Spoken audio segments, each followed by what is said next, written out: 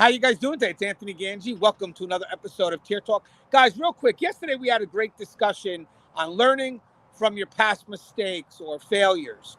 And it was a great discussion. Myself, Russ Hamilton, Joe Paponio. And the discussion wind up leading into ownership. And it was ownership in the decision-making process. And the discussion really was definitely something you could do a whole topic on. But with that said, I wanted to kind of break into it a little bit more today, real quick, because I felt there were some things that were so important that I didn't want to just leave out there in limbo. I wanted to do another video to emphasize on that importance. So, with that said, guys, there are times where you're going to make decisions and corrections in a very chaotic situation. I mean, I would probably say that's a majority of the time.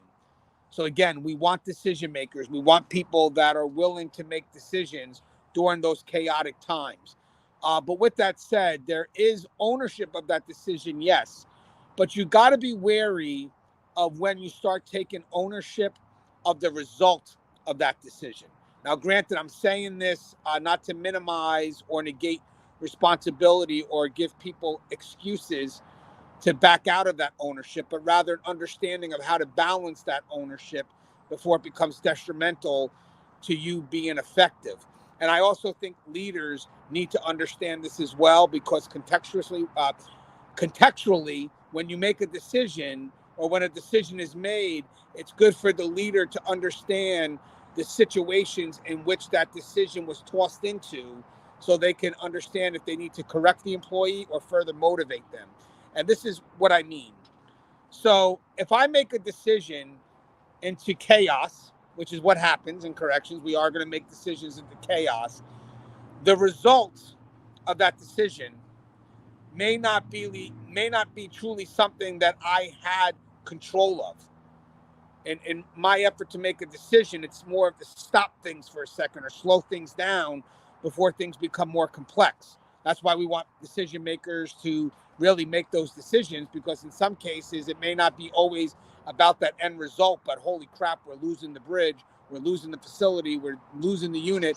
Let's go ahead and put a decision in there right now before it gets worse, because in corrections, it's not so much difficult, it's complex, which means the problems that we deal with are fluid and ever growing. So sometimes the longer you delay in making a decision, the further uh, the problem can evolve. Now, granted, if there's strategy, I get it. Sometimes it could take a while, but that doesn't mean strategy negates the need to do something tactical and in the moment. So again, we want decision makers. But with that said, sometimes you go to make a decision. Decision seems to be a good decision, but the situation itself just doesn't support the decision, and it winds up turning into a bit more chaos. Now, me as the decision maker, I take onus in making that decision. But now, if I totally invest in ownership of that result without truly understanding that the result was really driven by the situation, then the problem is inwardly. I could wind up starting to question my credibility at being effective, especially for future decisions. So, with that said, yes, the ownership in the decision is needed, but now I need to try to balance the ownership in that result. Was that what I wanted? Of course, it's not what I wanted, but did I have control of stopping that or preventing that?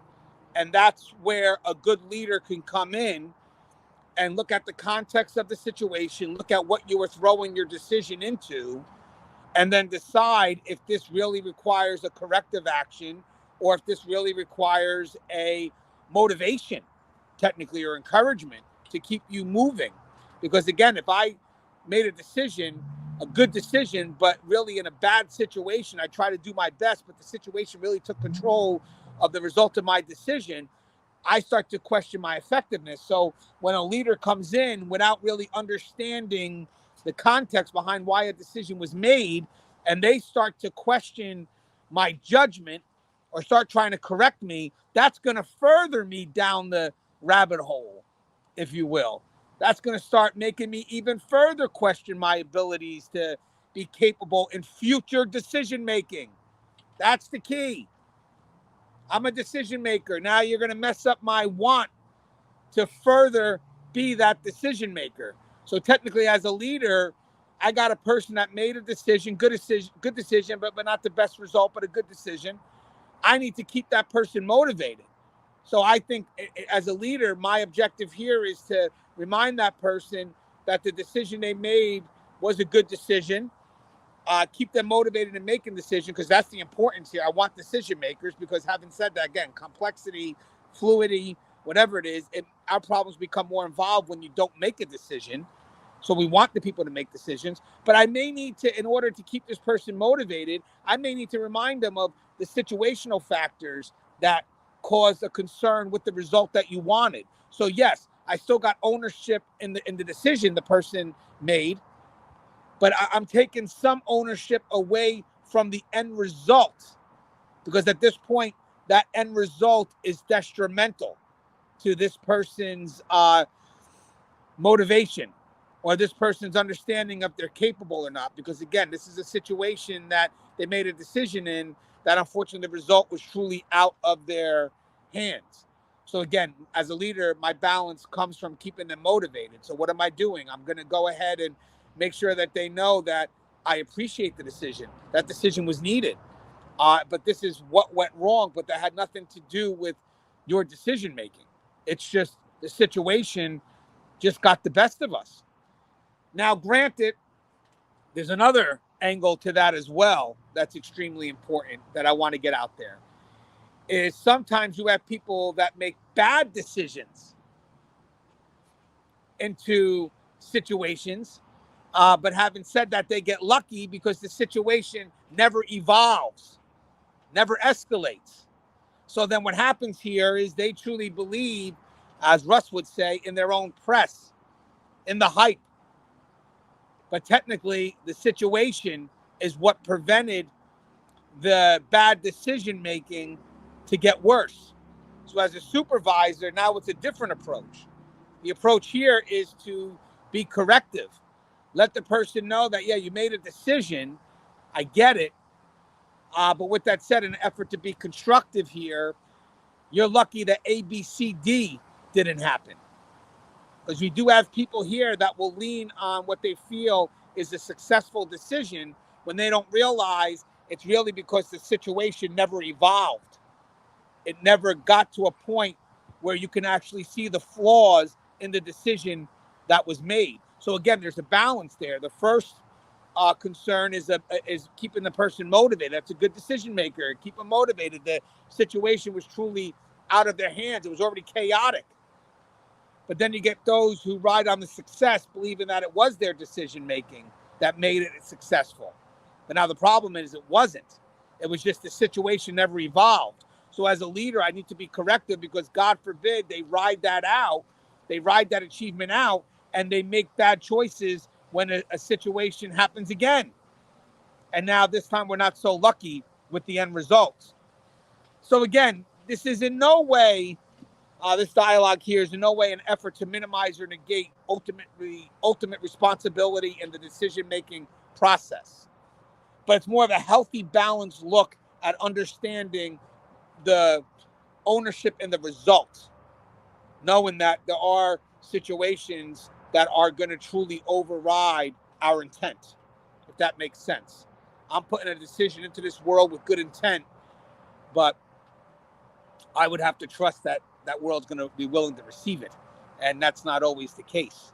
So with that said, yes, there is still some level of ownership in the result, but that truly means when there's 100% ownership in that result, I like to look at it as from a leader perspective, is that when the person made that decision, there were no situations or obstacles creating that the ability for that decision to be fully carried out. So with that said, when it comes to the responsibility of the end result, I do like to look at the obstacles that would have prevented that decision from being carried out to the highest level of effectiveness. And if there are no obstacles and that decision turns out just to be a bad decision, then yes, I do want responsibility of both the decision and the result, because I need to be constructive with that individual. And there is no teaching if the person doesn't want to take ownership of both the good and the bad. And in this case here, a bad decision.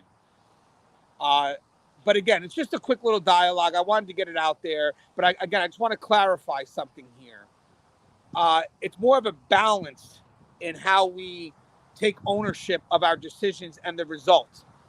I don't want ownership to be taken to a point where it's detrimental, where I'm taking ownership of a result in a world that I cannot control at that point, that the situation really did override my intent or my decision, just too many obstacles for a good decision to be carried out effectively.